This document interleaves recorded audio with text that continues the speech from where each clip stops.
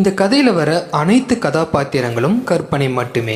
கன்னியாகுமரியில ஒரு வேலை கிடைச்சிருக்கு அப்படிங்கறதுனால அவரு உடனே அங்க செல்ல வேண்டிய ஒரு சூழ்நிலைக்கு வராரு. அப்பதான் பாலா ஒரு விஷயத்தை யோசிக்கிறாரு. தன்னுடைய மனைவி கமலா 8 மாதம் நிறைய மாத கர்ப்பிணி அப்படிங்கறதுனால அவங்களை இங்க தனியா விட்டுட்டு போக முடியாது அப்படிங்கறதுக்காக கூடவே நம்ம கூட்டிட்டு போயிடலாம் அப்படிங்கிற ஒரு முடிவுக்கு பாலா வராரு. உடனே இவங்க 2 பேருமே ஒரு ஆட்டோவை பிடிச்சு அங்கிருந்து தொலைவில் இருக்கக்கூடிய தஞ்சாவூர் ரயில்வே ஸ்டேஷனுக்கு போயிட்டு இருக்காங்க.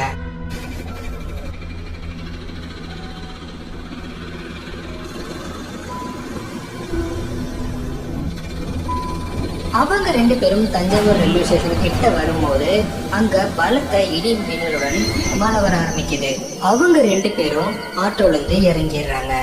உடனே அங்க இருக்கக்கூடிய லக்கேஜ் பேக்கை பாலாவை எடுத்துக்கிறாரு.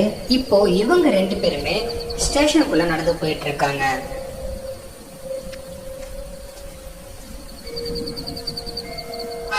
இவங்க 2 பேரும் ஸ்டேஷனுக்குள்ள வந்த உடனே அங்க இருக்கக்கூடிய ஒரு விஷயத்த கமலா நோட் பண்றாங்க. அது அவங்களுக்கு ரொம்பவே ஒரு பயத்தை ஏற்படுத்துது அப்படின்னு சொல்லலாம். அது ஏன்னா அந்த ரயில்வே ஸ்டேஷன்ல இவங்க 2 பேர்த்த தவிர வேற யாருமே இருக்கிற மாதிரி அவங்களுக்கு தெரியல. உடனே என்னங்க நாம மட்டும் தான் இருக்கும் போல அப்படிங்கிற மாதிரி கமலா பாலா கிட்ட சொல்றாங்க. உடனே பாலாவும் அதுதான் எனக்கும் தெரியல கமலா. அதே சமயம் கரெக்டா இந்த நேரம் வந்து பாத்தீங்கன்னா மழை ரொம்பவே ஹெவியா பெய்ய ஆரம்பிச்சிருக்கு.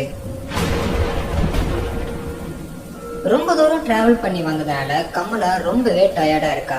அப்போ கமலா என்ன சொல்றாங்க அப்படின்னு பாத்தீங்கன்னா, பாலா எனக்கு ரொம்பவே டயர்டா இருக்கு, நான் தண்ணி வேற மறந்துட்டு வந்துட்டேன், இங்க எங்கேயாச்சும் தண்ணி கிடைக்குமா அப்படின்னு பாக்குறீங்களா அப்படின்னு சொல்லிட்டு கமலா பாலா கிட்ட சொல்றாங்க.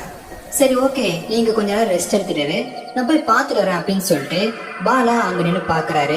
அந்த பிளாட்ஃபார்மோட 2 சைட்லயுமே எந்த கடையுமே இருக்கிறதுக்கான அறிகுறி அவருக்கு தெரியல. அப்பதான் பாலா இன்னொரு விஷயத்த நோட் பண்றாரு. அதாவது அந்த பிளாட்ஃபார்மோட கடைசீட்ல தூரத்துல யாரோ ஒரு நபர் உட்காந்து தண்ணி பாட்டில சேல்ஸ் பண்ணிருக்க மாதிரி அவருக்கு தெரியுது. உடனே பாலாவும் சரி கமலா நீ இங்க இரு, அங்க யாரோ இருக்கிற மாதிரி இருக்கு, நான் போய் பாத்துட்டு வரேன் அப்படின்னு சொல்லிட்டு பாலா அந்த இடத்துல இருந்து கிளம்பி போக ஆரம்பிக்கிறாரு. ரொம்பவே டயர்டா இருக்கக்கூடிய கமலாவும் அந்த இடத்துலயே கொஞ்ச நேரம் அசதியில படுத்து தூங்க ஆரம்பிச்சிடுறாங்க. என்னதான் இடி சத்தம் காதவே கிழிக்கிற அளவுக்கு கேட்டுட்டு இருந்தாலும் அதுக்கு நடுவுல ஒரு மெல்லிய குரல் வந்து கமலாக்கு கேட்க ஆரம்பிக்குது. ஆரம்பத்துல அந்த ஒரு குரலை கமலா பெருசா எதுவும் கண்டுக்கலினாலுமே கொஞ்ச நேரத்துல அந்த ஒரு இரைச்சல் சத்தம் அவ காது கிழிக்கிற அளவுக்கு கேட்க ஆரம்பிச்சிருக்கு. உடனே கண் விழிச்சு பார்க்கும்போது கமலா ரொம்பவே ஷாக் ஆயிடுறா. அது ஏன் அப்படின்னா கமலாக்கு முன்னாடி ஒரு சின்ன பொண்ணு நின்னுட்டு இருக்கா. உடனே கமலா அந்த சின்ன பொண்ணை பார்த்து யாருமா நீ, இந்நேரத்துக்கு இங்க என்ன பண்ணிட்டு இருக்க அப்படிங்கிற மாதிரி கமலா கேக்குறா. ஆரம்பத்துல அந்த குழந்தை எந்த ஒரு பதிலுமே சொல்லாம அப்படியே அமைதியா நின்றுட்டு இருந்துச்சு. திரும்பவும் கமலா அதே கேள்வியை கேட்கும் போது அதுக்கு அந்த ஒரு குழந்தை என்ன பதில் சொல்லுச்சுன்னா, உங்க வயித்துல ஒரு பையன் இருக்கான். அதை கேட்ட கமலா ரொம்பவே ஷாக் ஆயிடுறா. அது எப்படி உனக்கு தெரியும் அப்படின்னு சொல்லிட்டு திரும்ப கேள்வி கேக்குறா. அவன் ரொம்ப ஆரோக்கியமா இருக்கான், நான் அவனை என் அண்ணனாக ஆக்க ஆசைப்படுறேன். இதை கேட்ட கமலா ரொம்பவே சிரிக்க ஆரம்பிக்கிறா. அவ இன்னும் பிறக்கவே இல்ல, அதுக்குள்ள எப்படி உன்னோட அண்ணனை ஆக்கிக்க முடியும் அப்படின்னு சொல்லிட்டு கமலா சிரிக்கிறா. இதெல்லாம் ஒரு பெரிய விஷயமா அப்படின்னு அந்த குழந்தை சொல்லிட்டு உடனே தனக்கு பின்னாடி இருக்கக்கூடிய கத்தியை எடுக்கிறா. அப்பதான் கமலாக்கு தெரிய வருது இது சாதாரண குழந்தை கிடையாது, பிசாசு குழந்தை அப்படின்னு சொல்லிட்டு. அத பார்த்த உடனே கமலா பயந்து போயிடுறா. நீ இப்போ என்ன பண்ண போற அப்படின்னு சொல்லிட்டு அந்த பேய் குழந்தைகிட்ட கமலா கேக்குறா. அதுக்கு அந்த பிசாசு குழந்தை என்ன சொல்லுச்சுன்னா,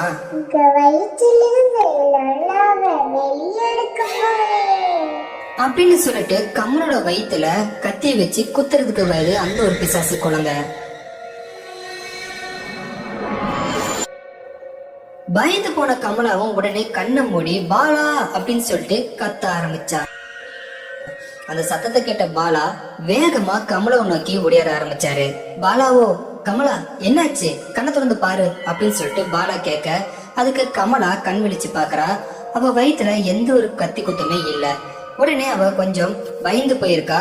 அதை பார்த்த பாலா என்னாச்சு சொல்லு அப்படின்னு கேட்கும் போது இங்க ஒரு சிறுமி நின்னுட்டு இருந்தா, அவ என்ன கத்தியால குத்த வந்தா அப்படின்னு சொல்லிட்டு பாலா கிட்ட கமலா சொல்றா. பாலாவும் அங்க இருக்கக்கூடிய பிளாட்ஃபார்ம்ல சுத்தி முத்தியும் பாக்குறாரு. அங்க யாருமே இல்ல. இங்க யாருமே இல்லையே, என்ன சொல்ற அப்படின்னு கேட்கும்போது, இல்ல அங்க ஒருத்தி இருந்தா அப்படின்னு சொல்லிட்டு கமலா சொல்றா. சரி இரு, நான் பார்த்து வரேன் அப்படின்னு சொல்லிட்டு அவரும் அங்கேயும் பார்த்துட்டு அந்த கடையை நோக்கி போக ஆரம்பிக்கிறாரு. உடனே கமலா, என்ன இது யாருமே காணுமே அப்படின்னு சொல்லிட்டு ஒரு ஷாக்காவே வந்து பாத்தீங்கன்னா அங்க நின்னுட்டு இருக்கா. அப்பதான் ஒரு விஷயத்த அவ நோட் பண்றா. மேல இருந்து சில ரத்த துளிகள் அவ மேல விழ ஆரம்பிக்குது.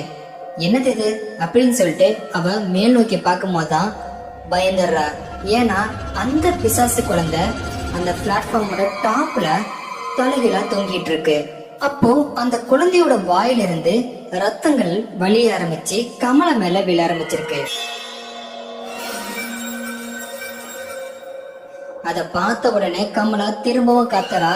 பாலா ஓடியாந்து அவருக்கு என்ன ஆச்சு அப்படின்னு பார்க்கும்போது அவன் மேல ஏதோ ரத்த துளிகள் இருக்கிறத பாலா நோட் பண்றாப்ல. அப்போ கமலா சொல்றா, நான் சொன்னல இங்க பாருங்க ரத்தமா இருக்கு அப்படிங்கிற மாதிரி கமலா சொல்ல. அப்போ பாலா என்ன சொல்றாரு அப்படின்னு பாத்தீங்கன்னா, நம்ம ட்ரீட்மெண்ட்டுக்கு போயிட்டு வந்திருக்கோம் இல்லையா, ஒருவேளை அதனால கூட இருக்கலாம், நீ போயிட்டு ரெஸ்ட் ரூம்ல வாஷ் பண்ணிட்டு வந்துரு அப்படிங்கிற மாதிரி சொல்றாங்க. உடனே கமலாவும் அங்க இருக்கக்கூடிய ரெஸ்ட் ரூம்ல போயிட்டு ஃபேஸ் வாஷ் பண்ணிட்டு இருக்காங்க. அப்படி கமலா அவங்களுடைய முகத்தை கழுவிட்டு இருக்கும் போது அவங்களுக்கு ஒரு குரல் கேக்குது. அதாவது இந்த தடவை வேற மாதிரியான ஒரு சத்தம் அவங்களுடைய காதுக்கு கேட்க ஆரம்பிக்குது. பயந்து போன கமலா உடனே திரும்பி பார்க்கும்போது அந்த ரெஸ்ட் ரூமுடைய கார்னர்ல யாரோ ஒரு லேடி நின்று அழுதுட்டு இருக்கிற மாதிரி ஒரு குரல் கேட்க ஆரம்பிக்குது. உடனே கமலாவும் திரும்பி பார்த்து, யார் நீங்க, இங்கேயே அழுதுட்டு இருக்கீங்க அப்படிங்கிற மாதிரி கேட்க ஆரம்பிக்கிறா. ஆனா அவங்களுக்கு எதிர் திசையில இருந்து எந்த ஒரு பதிலுமே இல்ல. திரும்ப கமலா, நான் உங்ககிட்ட தான் கேட்டுட்டு இருக்கிறேன், யார் நீங்க, எதுக்காக இங்க அழுதுட்டு இருக்கீங்க அப்படிங்கிற மாதிரி திரும்பவும் கேட்க ஆரம்பிக்கிறா. அப்பதான் அந்த ஒரு உருவம் திரும்ப ஆரம்பிக்குது. அத பார்த்த உடனே கமலா பயத்தோட உச்சிக்கே போயிட்டா அப்படின்னு சொல்லலாம். ஏன்னா அந்த உருவத்தோட முகத்துல இருந்து ரத்தங்கள் வழிய ஆரம்பிச்சிருக்கு. கையில ரத்த கரையோட ஒரு குழந்தை இருந்திருக்கு. அது ஒரு ஆண் குழந்தை. பயத்துல இருக்கக்கூடிய கமலா, யாரு நீங்க, எதுக்காக இங்க இருக்கீங்க அப்படின்னு கேட்கும் போது அந்த உருவம் கமலாவை நோக்கி முன்னோக்கி வருது. அத பார்த்த கமலா ரொம்பவே பயந்து போயிடுறா.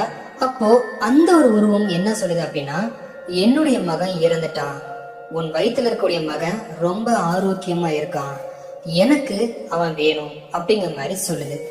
என்ன வளர நீ அப்படின்னு சொல்லும் போது அந்த ஒரு உருவம் கமலாவை தாக்குறதுக்காக ஓடியாருது. அதை பார்த்த கமலா பயந்து போய் பாத்ரூம்ல இருந்து வெளியே வேகமா ஓடியாடுறாங்க. கமலா அலறி வர சத்தத்தை கேட்ட பாலா, என்னாச்சு கமலா அப்படின்னு கேட்கும் போது, உள்ள ஒரு பேய் இருக்கு, அது நம்மளோட குழந்தைய கேக்குது, என்ன கொல்ல வருது அப்படிங்கிற மாதிரி கமலா சொல்றா. எது பேயா? அந்த மாதிரிலாம் எதுவுமே இல்ல, இரு நான் போய் பார்த்துட்டு வரேன் அப்படின்னு சொல்லிட்டு பாலா ரெஸ்ட் ரூம்குள்ள போறான். கமலா ரெஸ்ட் ரூம்க்கு வெளியே நின்று ஏதாச்சும் தெரியுதா அப்படிங்கிற மாதிரி பார்த்துட்டு இருக்காங்க. உள்ள போன பாலாட்டு இருந்து எந்த ஒரு சத்தமே வரல. அதை பார்த்து பயந்து போன கமலா, எனக்கு என்னாச்சு, உள்ள ஏதாச்சும் பாத்தீங்களா அப்படிங்கிற மாதிரி குரல் கொடுக்கறாங்க. பாலா கிட்ட இருந்து எந்த ஒரு பதிலுமே வரல. கொஞ்ச நேரம் கழிச்சு பாலாவோட அலறல் சத்தம் கேக்குது.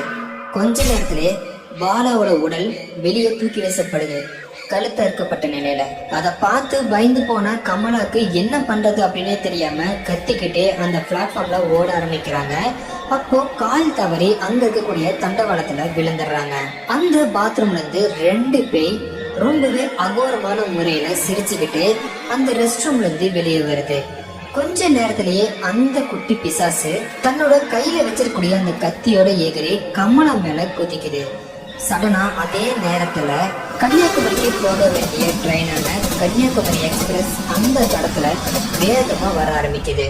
அந்த ட்ரெயின் கம்ப்ளீட்டா கமலா மேல ஏறி இறங்க ஆரம்பிக்குது. இந்த சம்பவம் எல்லாமே நடந்து முடிஞ்சதுக்கு அப்புறமேட்டு போலீஸ் அவர்கள் வந்து அங்க இருக்கக்கூடிய கடைக்காரங்க கிட்ட விசாரிக்கிறாங்க, இங்க என்ன ஆச்சு அப்படிங்கிற மாதிரி. அப்போ அந்த கடைக்காரரு அந்த போலீஸ் கிட்ட என்ன சொல்றாங்க அப்படின்னு பாத்தீங்கன்னா, எனக்கு தெரிஞ்சு இந்த தண்டவாளத்துல விழுந்து இறந்து போன சுமதி அவருடைய பொண்ணுடைய ஆத்மா தான் இந்த விஷயத்த பண்ணிருக்கோம்னு நான் நினைக்கிறேன் அப்படிங்கிற மாதிரி சொல்லியிருக்காங்க. யார் இந்த சுமதி அப்படின்னு பாத்தீங்கன்னா, அதே பகுதியில் வசிக்கக்கூடிய ஒருத்தங்க தான். அவங்களுடைய ஹஸ்பண்ட் ரொம்பவே டார்ச்சர் பண்ணதுனால சுமதி நிறைமாத கர்ப்பிணியா இருக்கும் போது அவளும் அவளோட குழந்தையும் கூட்டி வந்து இதே தண்டவாளத்தில் தான் விழுந்து அவங்களோட உயிரை மாற்றிக்கிட்டாங்க அப்படின்னு சொல்லப்படுது. அவங்களுடைய ஆத்மா தான் இவங்களை கொண்டிருக்கும் நான் நினைக்கிறேன் அப்படிங்கிற மாதிரி போலீஸ்காரர்கிட்ட அந்த கடைக்காரர் சொல்றாரு. இந்த விஷயங்கள் எல்லாமே நடந்துட்டு இருக்கும் போதுதான் அந்த ஸ்டேஷன் பக்கத்துல இருக்கக்கூடிய அந்த மரத்து மேல சுமதியும் அவளுடைய பெண்ணும் கமலோட குழந்தைய கையில வச்சிட்டு இருக்காங்க. இந்த அமானுஷ கதையை பத்தின உங்களோட கருத்துக்களை மறக்காம கீழே இருக்கக்கூடிய கமெண்ட் செக்ஷன்ல சொல்லுங்க. மீண்டும் உங்களை அடுத்த ஒரு அமானுஷ வீடியோவில் சந்திக்கிறேன். Stay with us. வரட்டா.